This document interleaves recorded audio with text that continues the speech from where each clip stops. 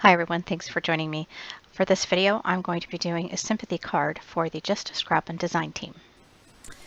On this card, I'm going to be doing some stenciling. And I had done this on a scrapbook layout when I went last Saturday. I ended up covering it up like a ding-dong, but it looked really pretty. So I'm going to go ahead and do this for this project for the Just-A-Scrappin Design team. Now I'm going to be doing some layers here. This is a regular A2 size card. And then I cut this black piece down just so that there's a tiny bit of white around it because I'm going to be using some white ink. And then this is an elegant edges cut, and I cut this at 4 by 5 1/4. These are the shadow in the upper piece. And then this one here, I dropped it down to 3 3/4 by 5, so it fits right on top of that. Now, this is the one I'm going to be doing some inking on.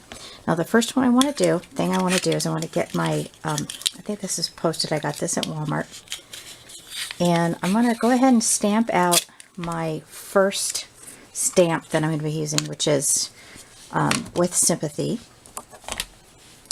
I've had this for a long time, so it's kind of lost its sticky stuff. But I'm going to stamp it out on the actual Post-it note because I'm going to do some masking. Now I'm working with pigment ink, which takes a really long time to dry. So we'll be careful. All right, so I'm going to bring this down. Trying to get it on there even. Oh, let me use my little stamp pad, that'll help.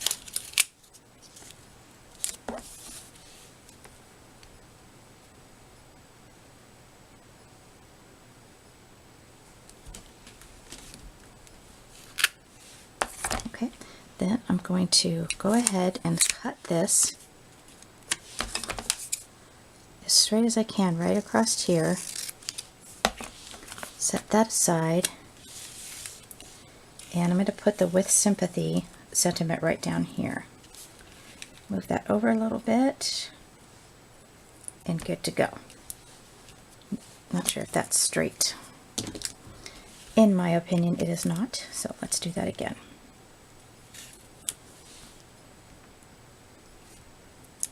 That looks pretty good. Okay. Put that aside. I almost stuck my finger in it. Put the lid on it. Okay, now just to play it safe, I'm going to go ahead and use the same tape to hold my stencil down.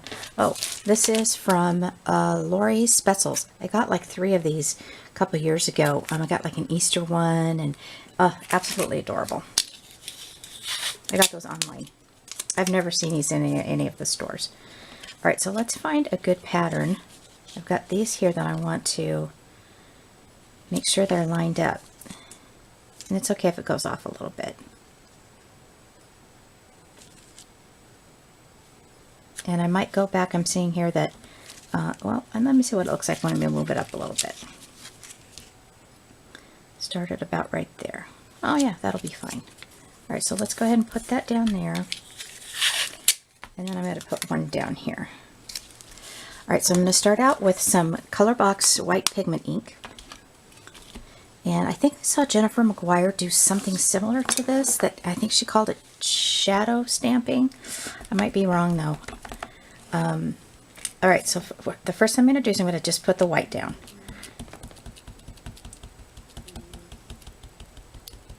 And just go all along. This is a finger dauber. I saw these at Joann's and Michael's. That's where the 2 places that I shop the most.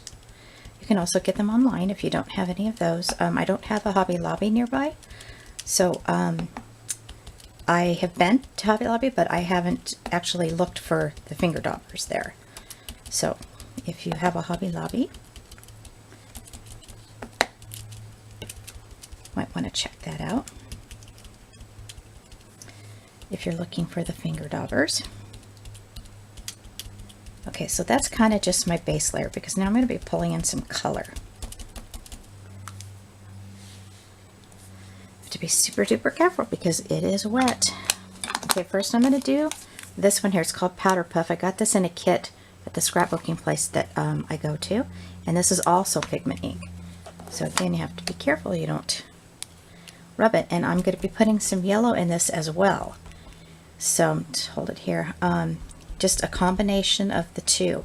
By having the white down first, the blue and the yellow can be seen better against that black.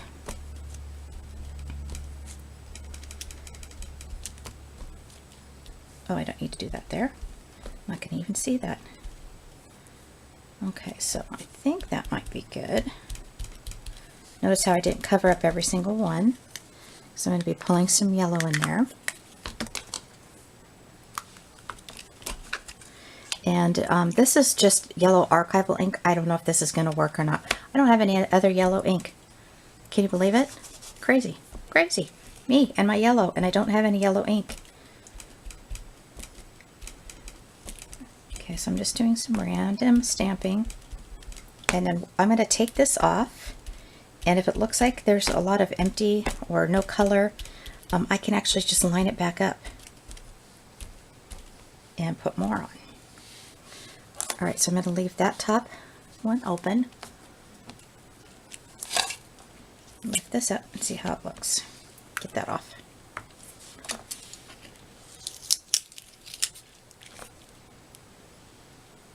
Yeah, I don't think I'm going to have to go back in. Okay, I'll wipe that off in a minute.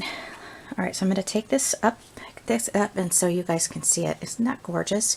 Another thing that would be really pretty, I didn't think about this till now, is the Pearl-Ex, that shiny stuff. You could do stenciling with that as well.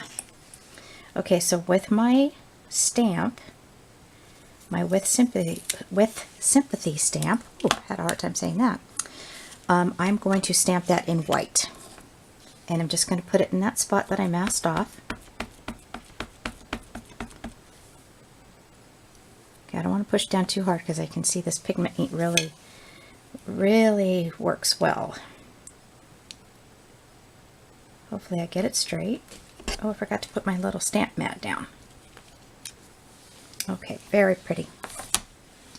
All right, so let's set all this aside. Make sure I don't stick my fingers in it. And then cover this up. And I'm going to start putting those other pieces together while this dries. Put that there. And get my glue. So yeah, it's not a real time-consuming design. You know, stenciling, gosh, you can do stenciling on so many things. Not just cards, not just layouts. You know, if you have the right kind of paint, you can stencil on glass, or my mom did her kitchen. She stenciled stuff on her kitchen walls, and it looked really cute. I think that's where I get my crafty from. My mom was crafty.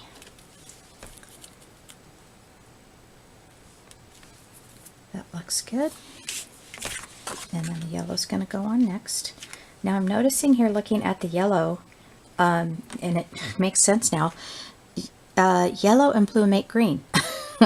So there's really no yellow in there, but I'm going to go ahead and leave that on just because I think that it's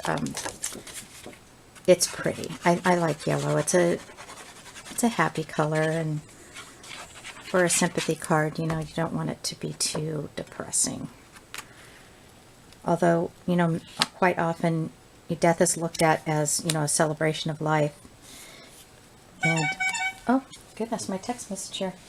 So, you know, it's a hard process to go through. I've been through it many times with my family members.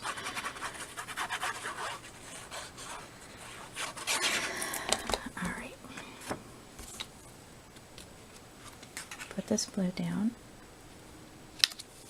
Now, if you wanted to add a little bit more to this, you might want to do some little bling right there, but I'm going to leave it clean and simple.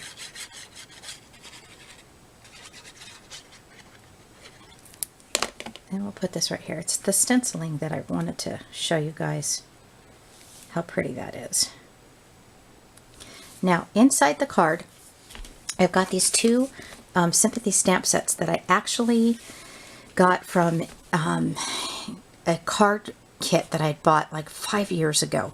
And I love the sayings. It's my love, Time and memories soften your sadness, and may love, time and memories soften your sadness and bring you peace. And the other one says sadness flies away on the wings of time. Now this one would be good if you were putting some butterflies on your card. So I'm just going to put the may love. I keep saying my love. My brain. It's stuck on that one word, huh? I'm just going to use some black archival ink. You know, you never really know what to say when somebody passes away. I mean, your heart aches for them, and I'm trying not to mess up my my stenciling, my pigment ink there. You know, your heart aches for them, and you're just kind of lost for words. Making sure that all the ink is there. And there it is. Oh my goodness. I'm going to have to redo this, and what I'll do is I'll put a couple of layers on the inside because I pushed down too hard, and sometimes that happens. But for demonstration purposes, that's what I put on the inside of the card. And there's my stenciling. All right, everybody, thanks so much for watching.